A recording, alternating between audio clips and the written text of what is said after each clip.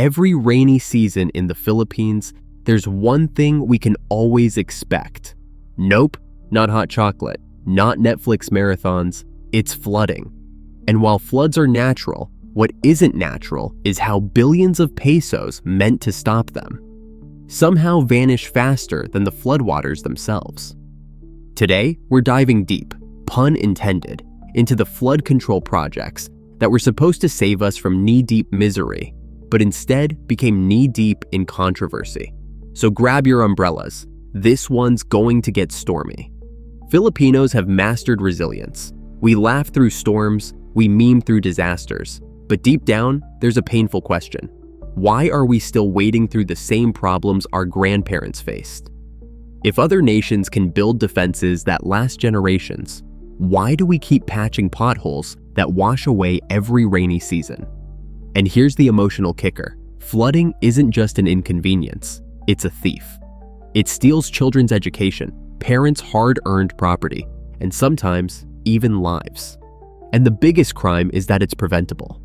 If only the money actually went where it was supposed to go. But before we dive further, let me quickly say, welcome to Now Leo Know, where your brain gets smarter without breaking a sweat. Hit subscribe and let the fun facts attack. Because the more we know, the better we can hold people accountable.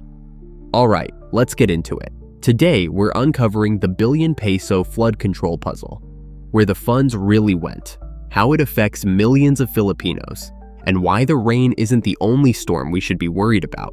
Flood control projects in the Philippines have always been sold as lifesavers.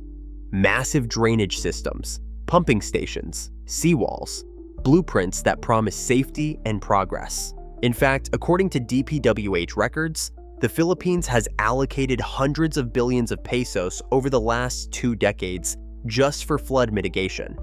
Trivia time. Did you know? Manila has been called the Venice of the East. Not because of gondolas, but because some areas practically turn into canals every time it rains. Imagine paying billions for flood control, but still needing a banca just to buy pan de sal. Flood control isn't just concrete, it's a symbol of trust. When leaders say, "We're building this to protect you," people expect safety. But when floods keep coming back stronger, that promise turns into betrayal. And betrayal, especially when repeated, builds not just anger, but hopelessness. For Filipinos living paycheck to paycheck, every destroyed sofa, every lost appliance, every damaged sorry store feels like a wound. And when they see flashy ribbon cuttings for projects that don't work, the wound gets salted with anger. Here's the billion peso question.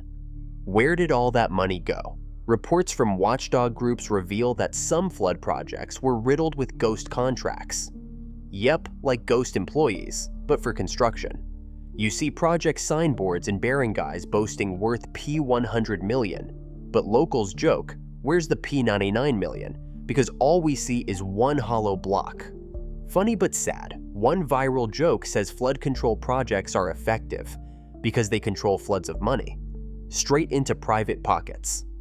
Corruption here doesn't just waste funds, it multiplies disasters. Every peso stolen is not just a number on paper, it's an extra inch of floodwater in someone's home. Imagine if that missing billion had been used to strengthen levees or upgrade pumping stations. How many lives, jobs, and homes could have been spared from destruction? And here's the reality check. Corruption in flood control is not victimless.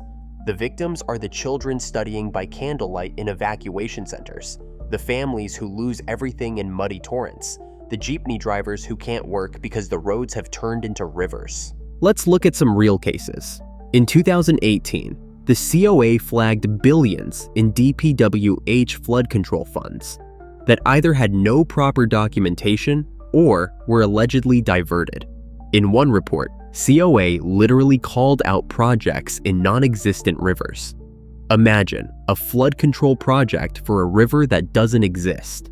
That's not engineering, that's sorcery. Trivia time. Did you know the Philippines is ranked among the top 10 countries most at risk of climate disasters? That's why flood control isn't just infrastructure, it's survival. Which makes corruption here extra dangerous. because lives are literally on the line. It's almost comical if it weren't tragic. Building a flood wall for a river that doesn't exist is like building a hospital with no patients or a school with no classrooms. It's money disappearing under the disguise of development. And every red flag ignored is another green light for future corruption. Here's the emotional sting. In communities where real rivers overflow, children are swept away, elderly people drown, and families lose everything. Meanwhile, billions were spent to protect rivers that aren't even on the map. That's not just negligence, it's betrayal on a national scale. Ever wondered why flood control projects are so prone to corruption? Here's why. They're big ticket, billions at a time. They're technical. Most people can't tell if a drainage canal costs PKN 10 million or P100 million. They're urgent. Floods don't wait, so projects get fast-tracked. And we all know when things are rushed, loopholes get wider. It's like the perfect storm of greed. Imagine a buffet where nobody checks the bill. Of course, someone's going to keep piling shrimp on their plate. Flood projects are invisible to the untrained eye. A newly built flyover? You can see it. A shiny new bridge? Obvious. But a drainage system underground? No one checks if the pipes are the right size, or if the materials were top quality. And that's where corruption thrives. Out of sight, out of mind. The sad part is, the technical nature of these projects makes citizens feel powerless. Ordinary taxpayers can't easily verify specs, so they depend on watchdogs and auditors. And when those systems fail, accountability drowns right alongside the people. Every year, thousands of Filipino families wake up to water rushing into their homes. School gets canceled, jeepneys stall, and office workers arrive looking like they swam to work. When asked why flood control isn't working, officials shrug and say, well, climate change. But ordinary Filipinos know the truth. Climate change is real, but corruption makes everything worse. A working drainage system won't stop the rain, but it will stop entire barangays from turning into swimming pools. Trivia: in 1972, Typhoon Ike submerged much of Luzon, causing massive casualties. That disaster pushed the government to invest heavily in flood control. Decades later, we've spent way more, but with suspiciously less impact. The human toll of every flood is invisible in spreadsheets. It's the mother carrying her baby on a makeshift raft, the student missing weeks of classes, the small business owner watching their inventory rot. These aren't statistics, they're lives. Floods don't just destroy property, they destroy dignity. No Filipino should feel helpless watching their home drown when billions were supposedly invested to prevent it. That gap between promise and reality is where anger turns into despair.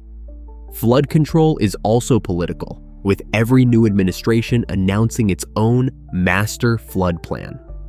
Ribbon cuttings, photo ops. Leaders love them because they're visible proof they're doing something. But many projects overlap, stall, or contradict each other. One city builds a dike, while the neighboring town builds a road that blocks it. Instead of saving lives, politics pits communities against each other. Flood control becomes less about solving floods and more about who gets the credit. Politicians see it as a chance to stamp their name on a project, carving initials on flood walls like it's high school vandalism.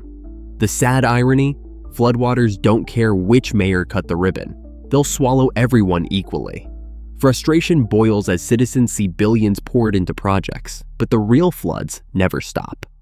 While politicians argue, ordinary Filipinos are left asking, are we electing leaders or lifeguards? Filipinos are known for our resilience. We smile through storms, joke about waist-deep water, and turn disaster into karaoke nights. But resilience can have a dark side. It can lead to resignation. When floods keep coming and corruption drains resources, hope fades. And that's dangerous. When we stop demanding accountability, corruption thrives like mold in damp corners. Resilience should inspire reform, not excuse failure.